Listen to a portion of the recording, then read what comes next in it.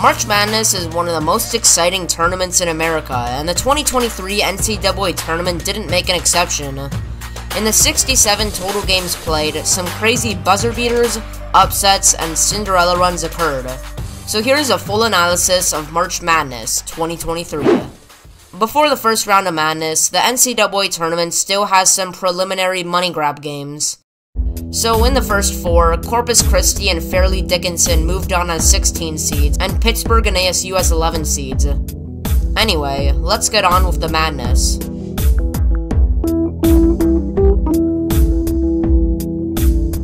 Let's start in the South, where the number 1 overall seed, Alabama, dominated their way into the round of 32. Maryland also joined them after beating West Virginia.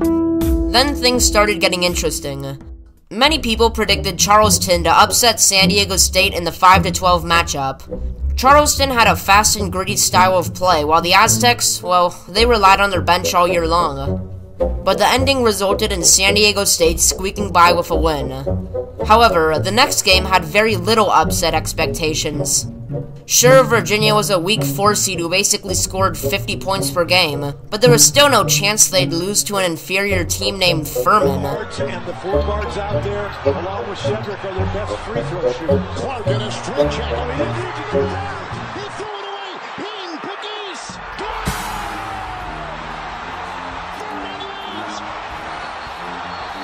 Timeout, Virginia. Wow, great job, Virginia. Throwing it to the other team with a 2-point lead and a timeout? I mean, there were about a million ways to win this game, but the Cavs instead got stunned for the 3rd time in the last 5 years.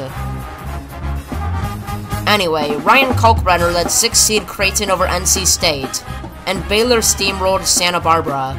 Then the 7-seed Mizzou powered over Utah State, and in the next round they'd face a 2-seed Arizona.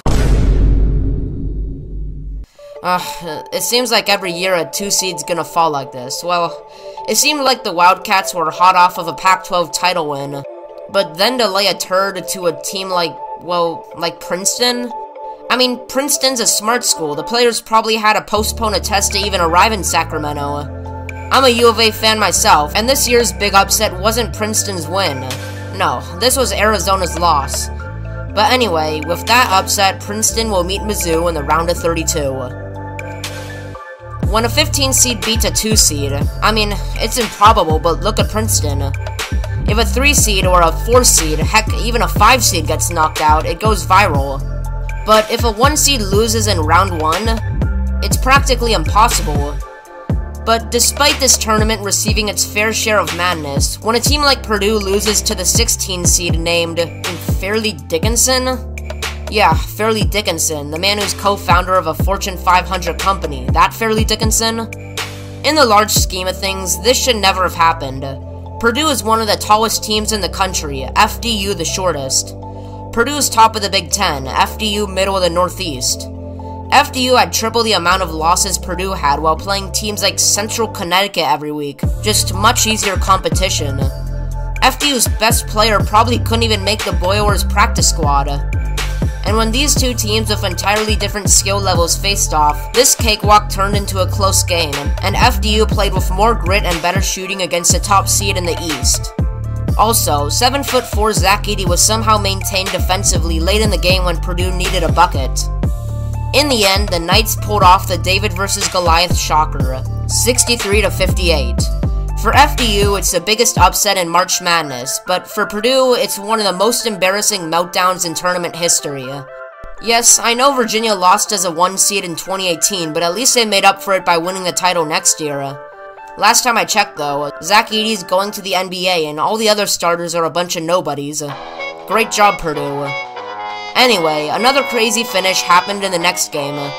The evenly matched FAU and Memphis went down to the wire, with Memphis up 1 with the ball. 16 seconds left. Your foul, guys. Oh, they turned it over! Davis, with 9 seconds, he tripped to the ground. A scramble. Memphis has it. And they call a tie-up, and the arrow favors the Owls. Oh boy, Memphis. Talk about throwing a game away. This would only be worse if FAU took a lead off of that. Here's Boyd, 5 seconds left. Boyd drives, scores! 2.5! Lomax at midcourt. McCann doesn't get it off! And the Owls win it! Just like that, the Owls are heading to the next round. The rest of the East went as expected. Duke beat Oral Roberts and Tennessee won too. Then Kentucky knocked off Ed Cooley and Providence. Kansas State won as a 3 seed. Michigan State bursted away from USC and Marquette rolled over Vermont.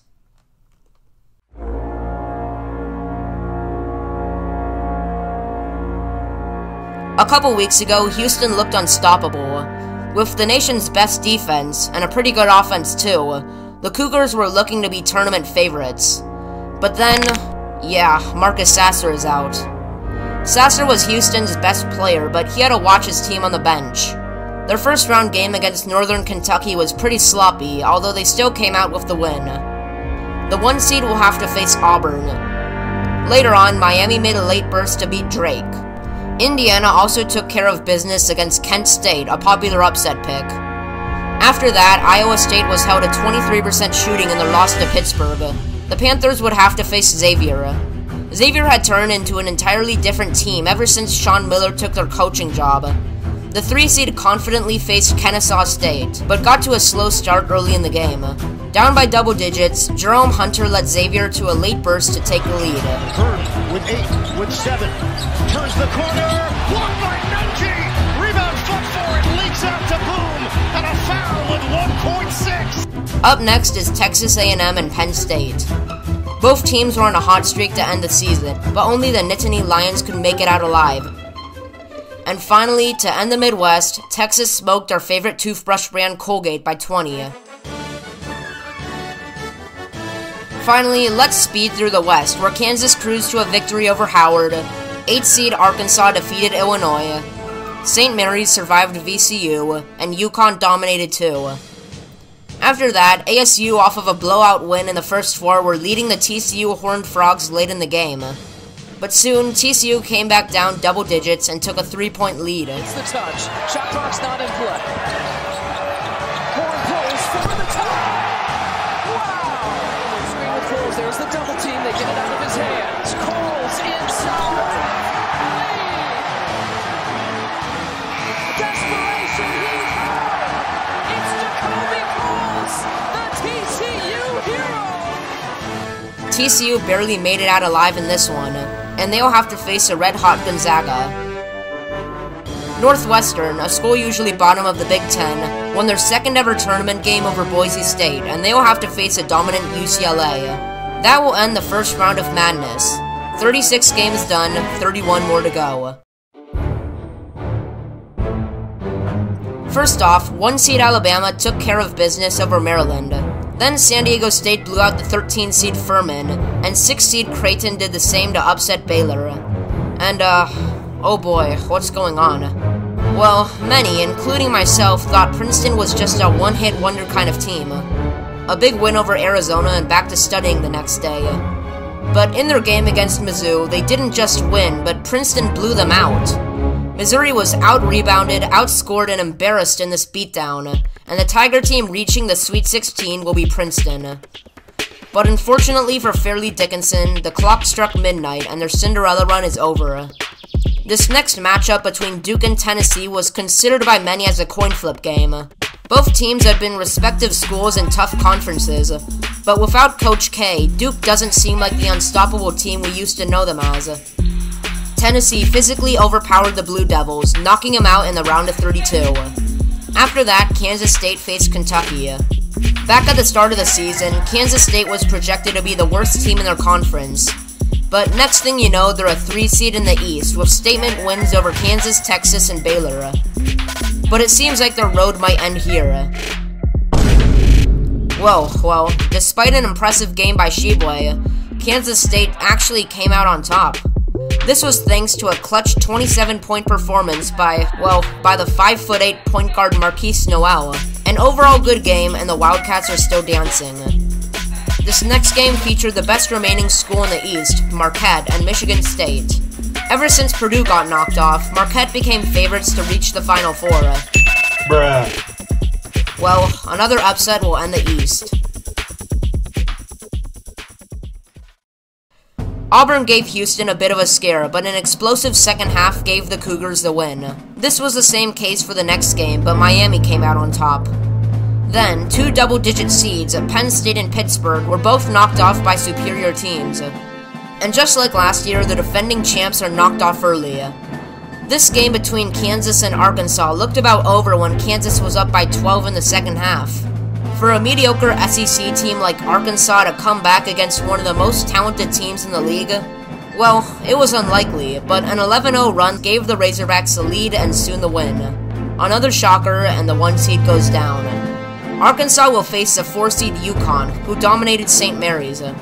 Gonzaga beat TCU with a second-half surge, and finally, UCLA defeated Northwestern to earn the final spot in the Sweet 16.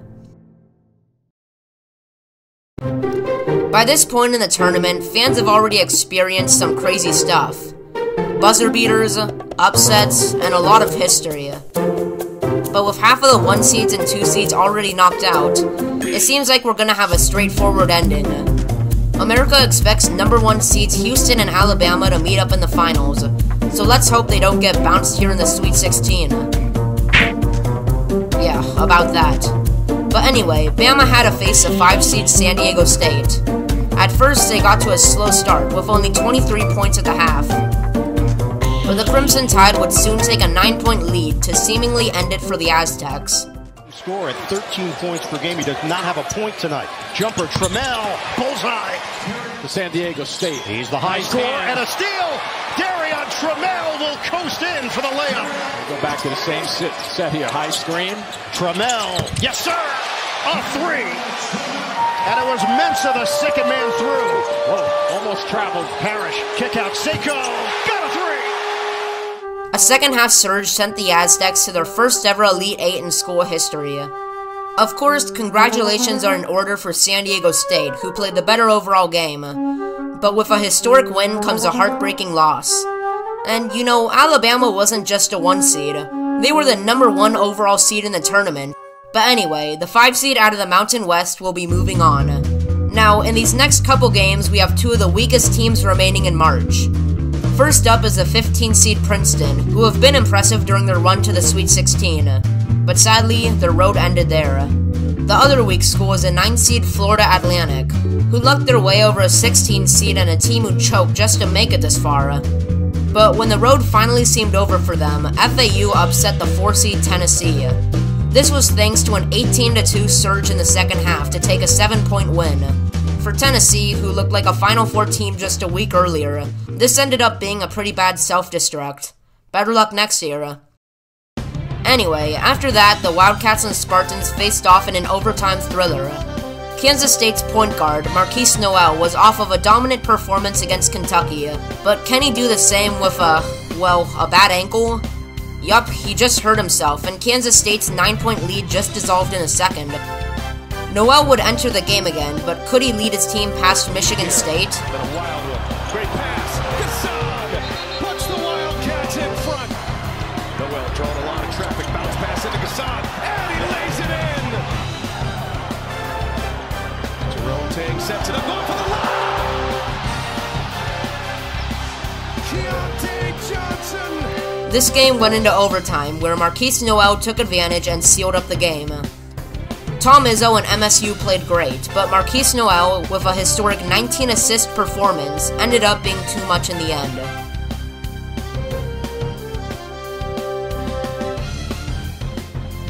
Houston is the last remaining 1 seed left. Houston is facing the ACC regular season champs, Miami. The Hurricanes had been a fairly consistent tournament team these last few years with Nigel Pack and Isaiah Wong. But this season, Houston's been even more consistent. They won 33 games, and their strong defense hadn't allowed 80 points all season long. Speaking of that. But anyway, the 2023 Final Four was going to be played in Houston, and as a 1 seed already in the Sweet 16, the dream seemed almost real. Houston was going to win a title in their hometown. But as we've all experienced so far in this tournament, sometimes a team plays their worst game all season long at the worst time. With that, the final 1 seed has fallen. Let's move on to Texas, who blew out Xavier. Then UConn smoked Arkansas, and another thriller occurred. Remember when Gonzaga and UCLA faced in the Final Four and the Bruins lost by a buzzer beater? Well, they're facing again, this time in the Sweet 16. With virtually the same rosters, Jaime Jaquez and Tiger Campbell of UCLA and Drew Timme of Gonzaga. Both are elite squads, but only one can make it out alive. And despite being down multiple key players, UCLA had a strong start, at one point being up by 13.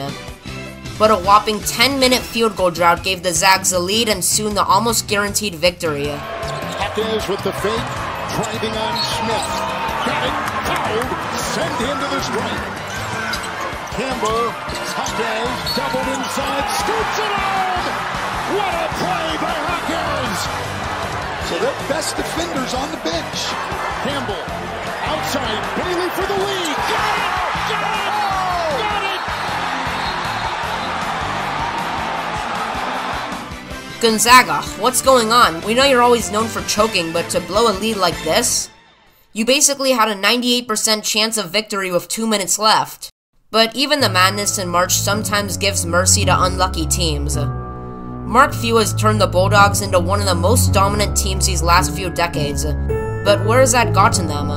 0 title wins, no national titles, and years of heartbreak. The way this game has been unraveling is pretty familiar to Gonzaga fans. So right now, 17 years later, Gonzaga has a chance to win it with 12 seconds left. Also dominated the offensive glass. Chances are you'll get more than one opportunity. Walker for the lead. Here comes Campbell. The other way. Stripped to the ball. Foul UCLA. In all reality, this was a lucky ending. The Zags only needed 2 points to take the lead, but instead, Julian Strother shot a 3, not only at the arc, but at the logo. 9 out of 10 times, that shot's gonna be a miss, but sometimes clutch players have to make clutch plays, and that cost UCLA the game.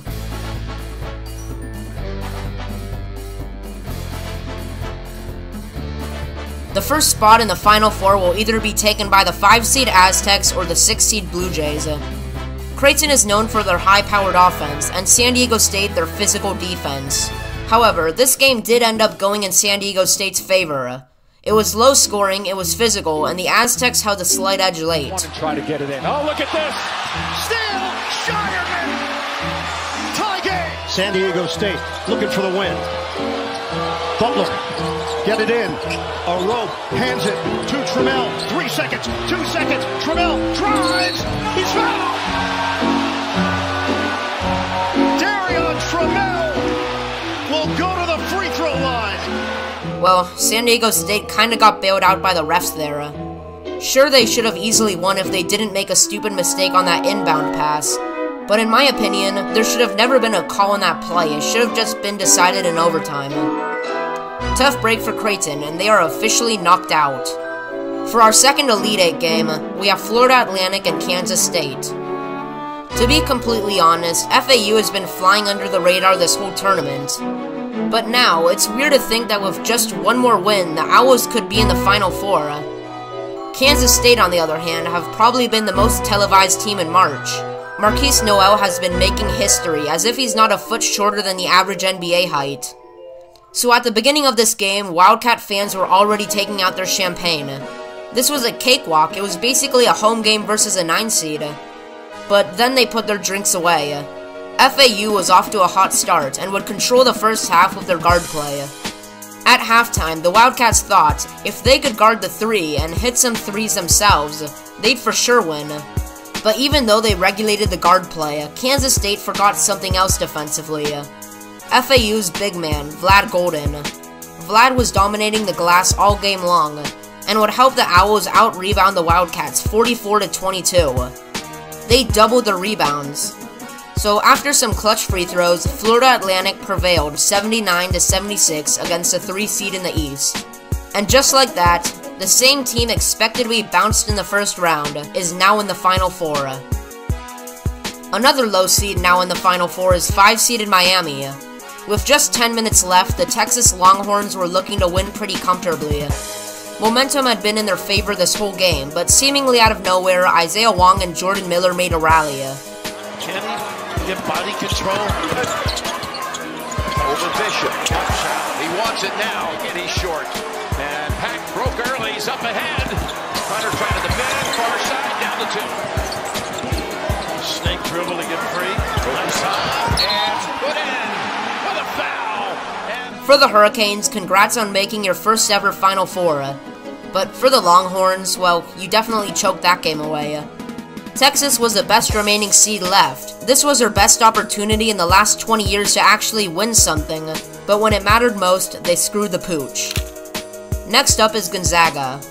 Gonzaga is a type of team that is good enough to make the Sweet 16, Elite 8, heck, even the finals, but once they play a better team, they usually lose in a beatdown. They've been losing like this for the past 20 years, and guess who they're playing now? UConn, a superior team. So just as expected, Drew Timme got into early foul trouble and the Zags got creamed. With that, UConn will take the 4th and final spot in the Final Four. We're nearing the end of March Madness, and each of the 4 remaining teams have proven their specialties over the tournament. Let's first cover San Diego State and FAU. In the Owls' perspective, the only way FAU could score is from their guards, because there's no way San Diego State will allow points in the paint. But for the Aztecs, their defense has to guard the perimeter pretty well, because they might get blown out if they don't. for Mensa. His defending is Gaffney, the former UConn Husky. Davis was a very big influence as well on his rise. Here's a 3 right out of the break. Martin, nice screen, and works around and got the open 3. Again, that drop coverage is giving open looks. You're going to have to do something different. Tough cross. Again, the 5. From the corner for 3 more. It was simple. San Diego State was just being outmatched. And it seemed that somehow, some way, Florida Atlantic was gonna reach the title game. However, from a ref standpoint, the Aztecs had to close the gap soon. March Madness is always unpredictable and fun, but when the championship game is on the line and a school as tiny as Florida Atlantic has a chance to be in it, it simply doesn't happen. If you look at the latest schools in the finals, Kansas, Duke, North Carolina, Villanova, despite all of the upsets, it's always the same teams in the finals. They're all blue bloods, and FAU simply doesn't fit in there. And San Diego State isn't a big school either, but between them and the Owls, they'll have to do. Wonder why momentum entirely shifted with 10 minutes left? Wonder why there was such bad officiating in the final minutes? San Diego State worked their way from down 14 and would have one final shot to win the game. 5 to shoot, taken on, and it's blocked. Pulled down by Mensa. They have the 1 timeout. Are they going to take it or not? They don't have the scorers on the floor. It's Butler with 2 seconds. He's got to put it up. He wins it with the jumper. A San Diego State miracle. For FAU, it's sad the run had to end. But San Diego State, on the other hand, they definitely earned this achievement. I mentioned refs helping them a bit, but that can only take them so far. Off of that buzzer beater by Lamont Butler, the Aztecs are championship bound. Now, for the second Final Four game, UConn would use their major quality, which is blowing teams out, and they did the same to Miami. Big man Adama Sanogo was being dared to shoot threes, and he didn't only splash it once, but twice. At one point, the Huskies got up by 20. But then, Miami's specialty kicked in, second half surges. They would cut the lead down to as little as 8, but from then on out, the game was over. In dominant fashion, UConn swept their way into the finals. Unfortunately, the title game ended up being a pretty boring one, as UConn beat San Diego State in a beatdown.